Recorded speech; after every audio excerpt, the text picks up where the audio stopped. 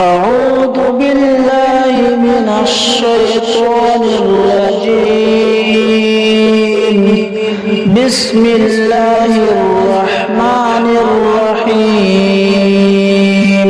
إن هذا القرآن يهدي للتي هي أقوم ويبشر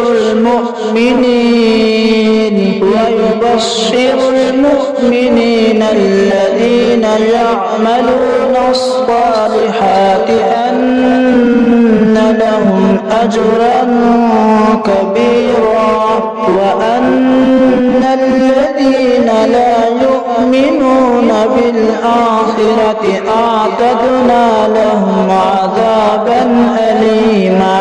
ويدعو الإنسان بالشر دعاءه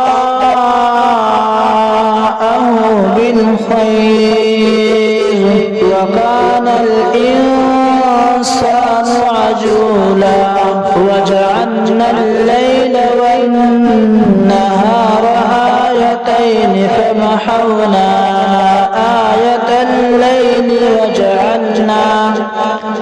وجعلنا آية النهار مبصرة لتبتغوا فضلا من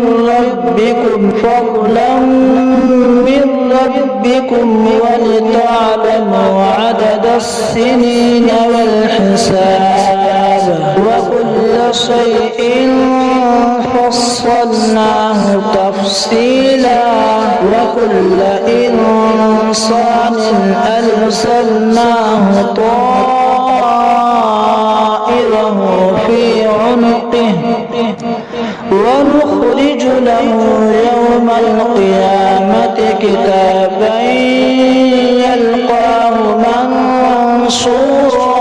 اقرأ كتابك كفى بنفسك اليوم عليك حسيبا.